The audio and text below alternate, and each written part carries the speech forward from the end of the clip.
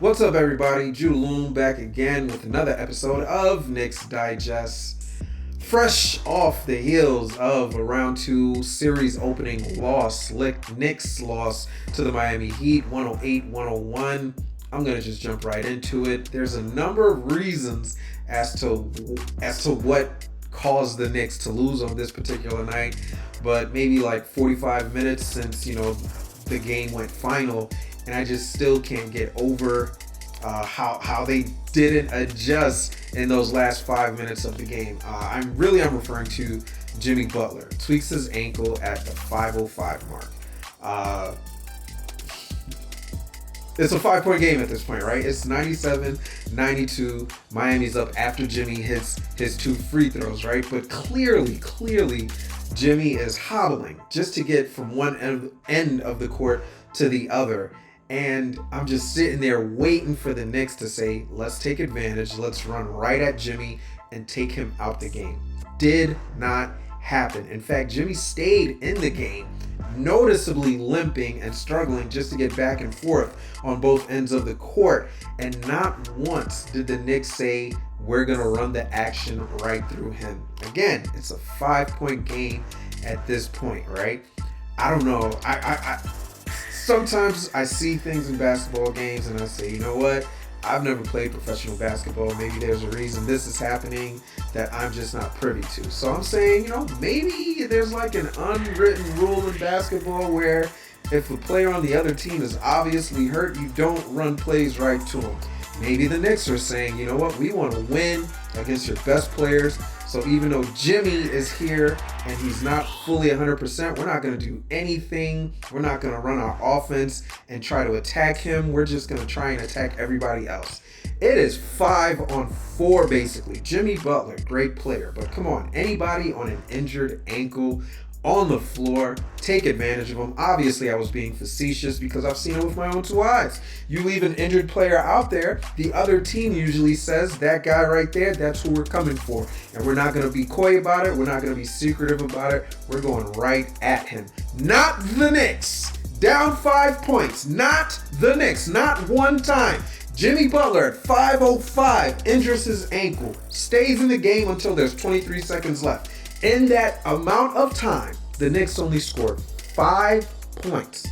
In 4 minutes and 40 whatever seconds, 5 points. And not one time with Jimmy on the floor did they say, hey, let's run a set and attack Jimmy, who is obviously who anyone with 2 eyes, hell, you could have a patch on, you could have 1 eye, you'd still be able to see this man is not 100% right now.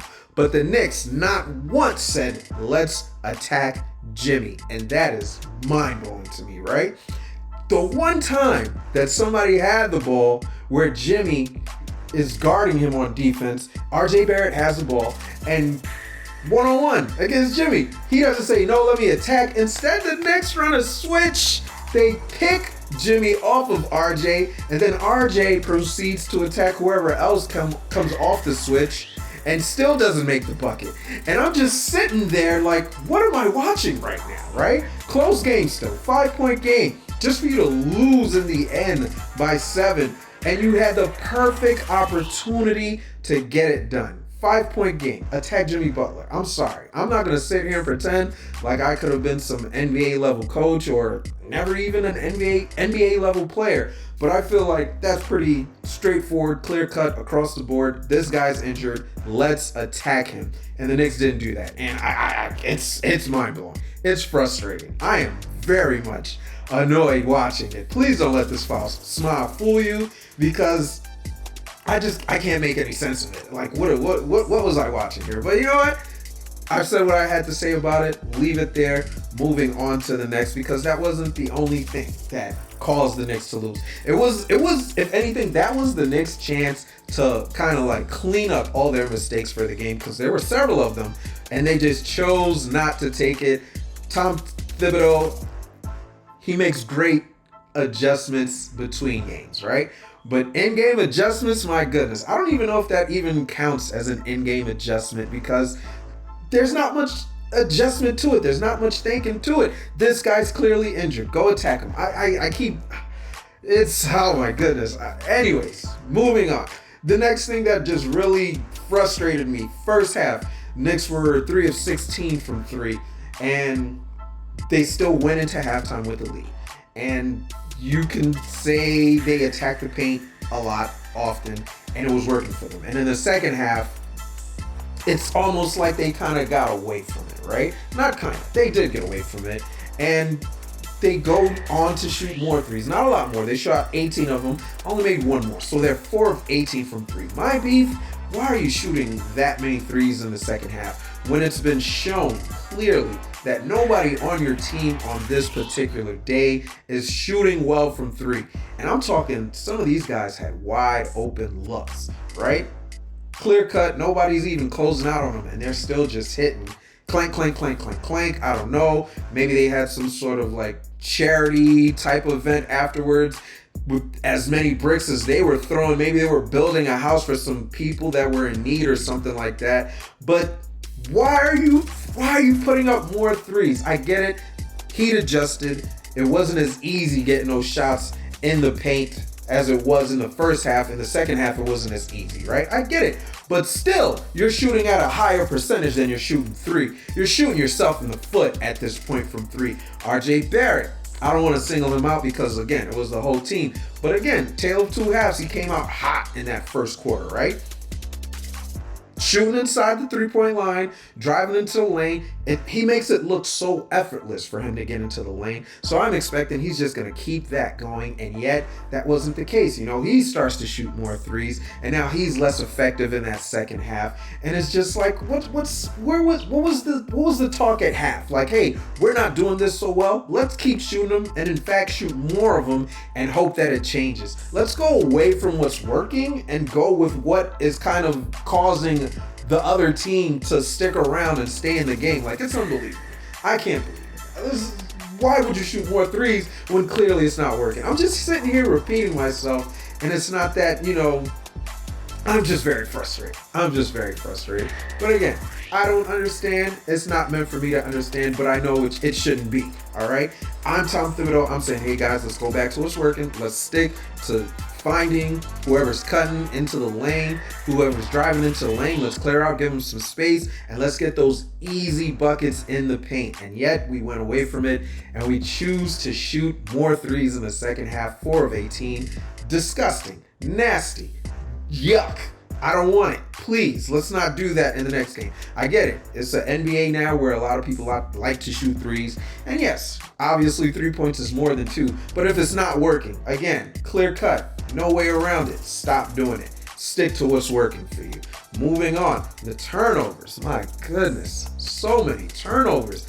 Unforced turnovers at that. And it's like, you watch a team like this and it's like, how is it that, you know, the game is in your control still, to some extent at this point at least, and you're buckling under this pressure? Like, what is going on? Just throwing the ball away carelessly, right?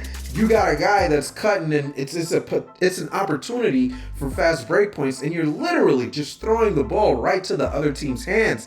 And it's just, come on, man. Like, I don't know what it is about the Knicks, but they just can't string together 4 quarters of good basketball, and they can't string together multiple games where they play 4 quarters of good basketball, right? They might come out sloppy in that first quarter and then give you 3 solid quarters of play to win out the game. But then that next game is going to come around. It's going to be the same thing. At some point, they're just going to look absolutely terrible and make basketball decisions that make you scratch your head and wonder why.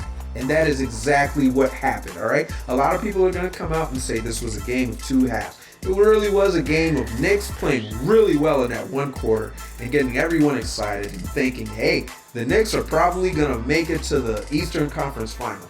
And then 3 quarters of just absolute stupidity. 3 quarters of, you know what, we're going to get out-hustled. We're going to let them fight harder than us. You know what? 3 quarters of that I had to sit there and watch on a Sunday afternoon. And I don't know. I just feel like somebody on that Knicks organization owes me an apology, because that was disgusting. Moving on again. Another thing that is just mind-blowing to me, you know, the free throws. Like, why do the Knicks insist on being so bad at the free throw line. 12 out of 20. I mean, it's bad enough that Miami's going to get 9 more attempts than you, and they're hitting 23 out of 29, and we get 20 attempts, and we hit 12 out of the 20, and it's just like, what are you guys doing to me? What are you guys doing? Like, free throws. It's frustrating. Hit your free throws. Simple as that. Come on. I understand if you're a Mitchell Robinson, you're not a good free throw shooter. But it's not just him. RJ Barrett. Like, come on, my guy. Again, I hate to single out RJ because if anything, I feel like RJ's kind of the guy that's really been pushing us the last couple of games. It's like after game 2 in that Cavaliers series, RJ turned whatever he needed to turn on, and he's been the guy. Especially with Julius, he played a couple games, but he didn't look like he was 100%. And now he's out in game 1. RJ stepped up in that first quarter and said, you know what, I got us. I'm going to supplement the scoring that we would have gotten, or we could have assumed we would have gotten from Julius Randle. But the free throws, man, we got to hit the free throws. Plain and simple, right? That's 8 points right there if we hit our free throws. We lose by 7. 8 points in free throws right there. We're just giving up. Now, Jimmy Butler, again, tweaked his ankle. And you know what? I say this with so much respect for the Heat organization. Very well coached. They have good players, right? They have a great player in Jimmy Butler. But no ifs, ands, or buts about it without Jimmy Butler. Again, respectfully, no Jimmy Butler. This Miami Heat team is the worst team remaining in the playoffs. I just don't see it, all right? I've seen too many games where Bam Adebayo just goes missing for extended periods of time. I've seen too many games where, yeah, Lowry might come out, light you up, have a big night, and then that next night he comes in and he gives you a quintuple zero.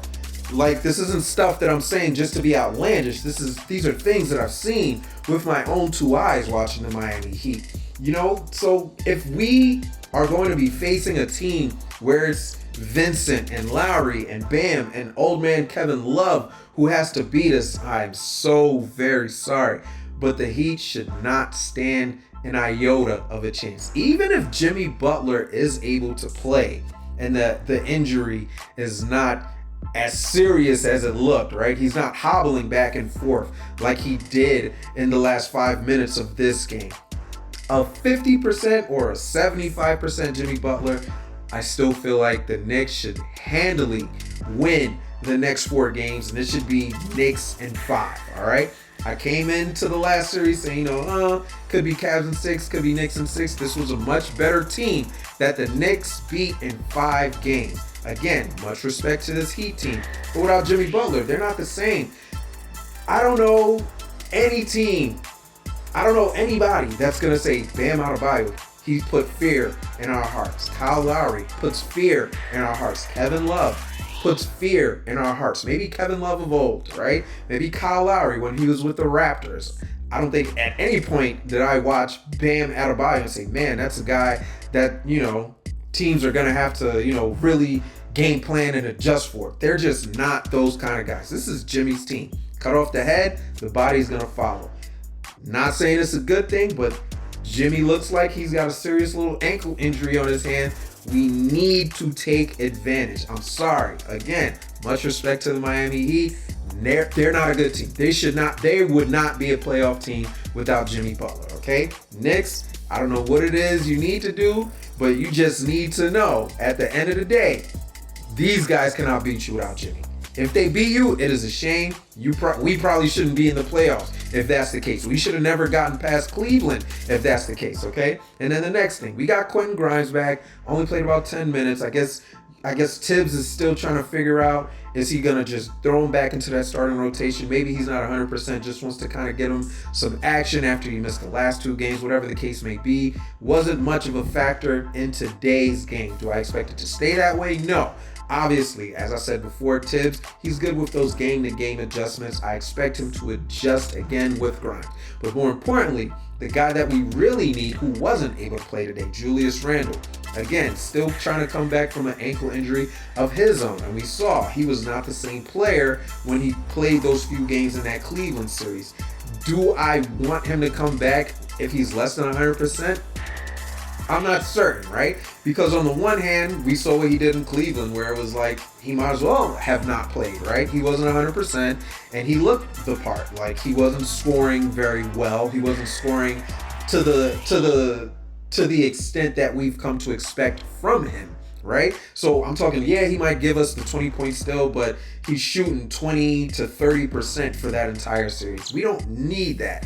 But at the same time, the way that they were playing defense in that Cavaliers series is different from how the Heat would be playing defense against Julius. And I feel Julius's bully ball would work very well against this Heat team. I don't see Bam Adebayo stopping him. I'm sorry. Again, I'm not saying Bam is terrible. I'm saying Bam makes it very easy for you to forget about him, right? And if you're a guy on a team, no opposing team is going to forget about you, okay? They're going to plan for you.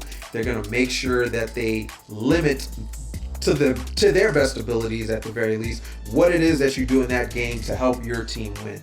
And Bam Adebayo, he just kind of does it to himself sometimes, where he's hesitant to take shots. He's just not a top tier NBA guy, in my opinion, and he's absolutely not capable of stopping Julius Randle. Who are you going to throw at him? Kevin Love? Kevin Love's not going to stop him either. I don't think there's anybody on that Miami Heat team that will be able to slow down Julius Randle when he's got his head down playing his bully ball and trying to get to the basket. Now, that's another thing in itself. Julius, he's fallen in love with that three-point shot, and I don't know if it's, just kind of the injury still lingering. It hasn't dropped very well in that last series. Again, I hate to keep referencing the past series because it doesn't necessarily tell you what's going to happen going forward, but it does let you know that you're just having a hard time currently, right? So if you're healthy and you come back and you're able to hit the three-point shot at a high clip, all right, I'll more than happily take it. Don't get me wrong. If you're hitting it in that 40 to 50% range on your three-point shots, great.